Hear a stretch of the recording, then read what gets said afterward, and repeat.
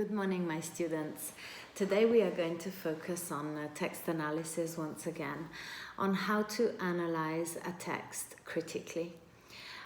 Whether it is an oral text or a written text, it is useful for us to have some guidelines on how to analyze it critically.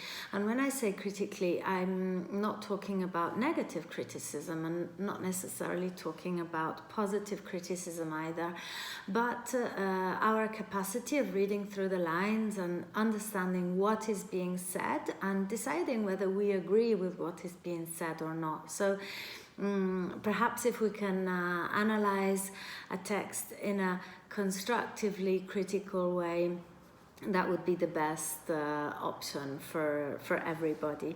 So let's imagine we're reading a text, a literary text. The first thing we should do is focus on the context. The author, every text has been written by an author. Who is he or she? And if we know, obviously.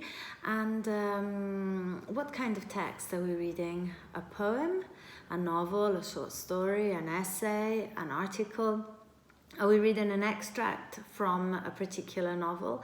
And if possible, do we know when this novel was published? So for instance, the text was written by George Orwell. It is an extract from his dystopian novel 1984, which was published in and if we know the date, we can say the date in which it was published. After that, we try to carry on focusing on the context, and we can look at the setting in time and place if possible, and also focus on the characters if there are any characters. So for us to find the setting in place, we have to look for some elements like natural elements, a tree, some mountains or landscapes, in order to understand where we are, if we are outside, or some objects, interior objects like a table, some chairs, in which case we might be in an apartment, we might be in a restaurant or in a pub. Where are we? This allows us to try to focus and try to find some elements which give us an idea of the setting in place. What about the setting in time? Sometimes it is explicit, like in Robinson Crusoe's, in Daniel Defoe's Robinson Crusoe, in which case it is easy to understand the time of the year, the time of the day. Sometimes we have to make some speculations, so we have to try to read the text critically and find some elements which allow us to understand what time of the day is it, what time of the year is it, what season, in which case we might try to focus on what people are wearing. They're wearing thick clothes. Is it winter? Is it cold? What about the sun, the moon? Is it sunny? So maybe the text is set in the morning, in the afternoon. Then obviously all of this depends on which hemisphere we are in, where we live, and so many other factors. But throughout the text we can gather a number of little hints which might allow us to get more information about the setting. The same thing goes for the characters. When we look at the characters, once again, we can have major characters and minor characters, and we can have flat characters and round characters. Critics have made this distinction between round characters and flat characters. A flat character does not change throughout the novel. There is no evolution in his or her personality. Normally a flat character is a stereotyped character, and he or she represents one psychological trait which does not evolve and does not normally have an impact on the evolution of the plot itself. whereas round characters are characters that change, evolve, mature throughout the novel or the text. They can influence the plot itself. They can have an impact on the evolution of events in the plot. We have already mentioned an example of a flat character in Pride and Prejudice, Mrs. Bennet, and a round character in Pride and Prejudice, Elizabeth, Mrs. Bennet's daughter. Elizabeth, who actually changes throughout the novel. She becomes more mature, she becomes an adult. And at the end of the novel, she actually admits that she has changed and she has discovered new things about herself. She has had a critical, mature, and open-minded way of behaving and reacting to things that happened in her life. Once we have focused on the characters, we can have a look at the plot. And if possible, we can try to summarize the plot, which is the sequence of events and actions that take place in the novel, which may not necessarily be in a chronological order. They might be scrambled. There might be some flashbacks, some anticipations, some digressions, like in Stern's works, which are full of flashbacks and digressions and anticipations. After that, we can try to focus on the narrative mode and the narration. The narrative mode can be characterized by the presence of dialogue, narration and description, or a combination of the three. A combination of narration and description and dialogue. After that, we can focus on the figure of the narrator.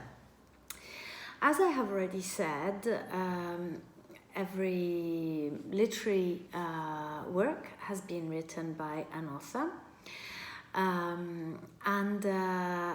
Normally in a literary work there is also a narrator.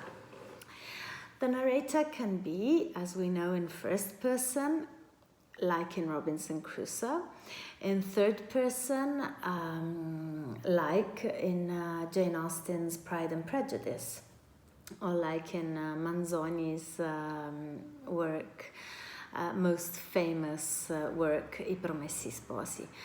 But this doesn't mean that this third-person narrator, this omniscient narrator, is always the same. There are different types of omniscient narrators. They can be obtrusive, they can be unobtrusive. What does this mean? An obtrusive narrator is a narrator that interferes in the narration, explicitly expressing comments and personal opinions. So he or she is partial, is actually interfering in the narration. While on the other hand, an unobtrusive narrator prefers to be more respectful of the objectivity of the narration.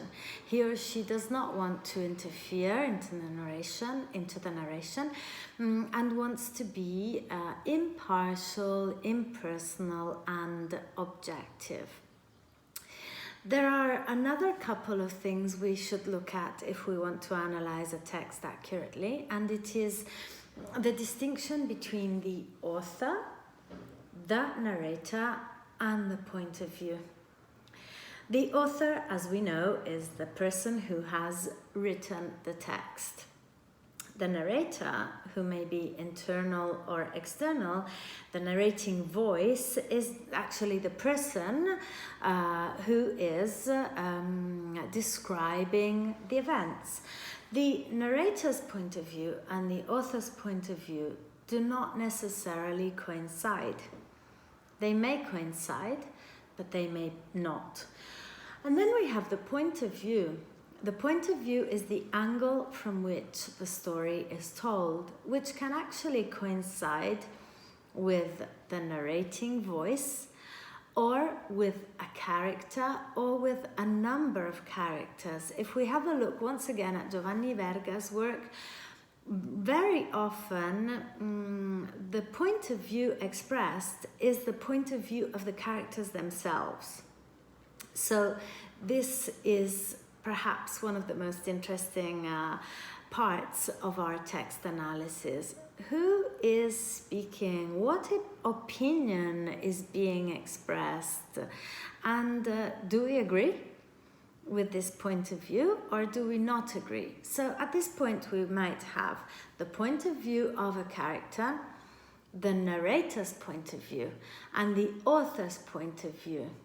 Like in Giovanni Verga's Malavoglia, a family might be speaking, a member of a family in Sicily might be speaking about something using direct speech, using dialogue. The narrator might implicitly or explicitly disagree or agree with what is being said. And the author might not intervene, or subtly intervene, or not intervene at all, or, well, this obviously depends on the author and on the choices that have been made by the author. So this, I think, perhaps is one of the most crucial aspects of text analysis. And after having focused on who is speaking, do I agree with what is being said, we can look at the language that has been chosen by the author. Is the language simple? Is it complex?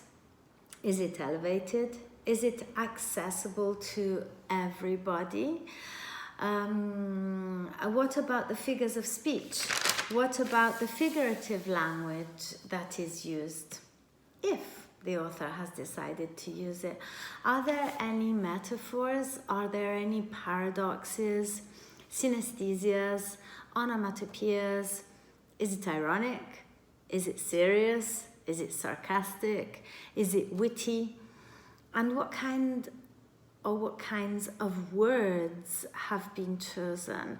And here we can really play with the text and pick the words one by one, trying to find similarities, trying to find differences, trying to understand what the author would like to say, what the narrator is saying, what the characters believe, and most of all, what our opinion and our interpretation of the text itself is. What do we think? Do we agree? Do we disagree? Do we partially agree? And why not? I hope this brief summary, these guidelines on how to read a text critically will be useful to you. I hope you will use them when analyzing the texts, the literary texts that we will be studying together.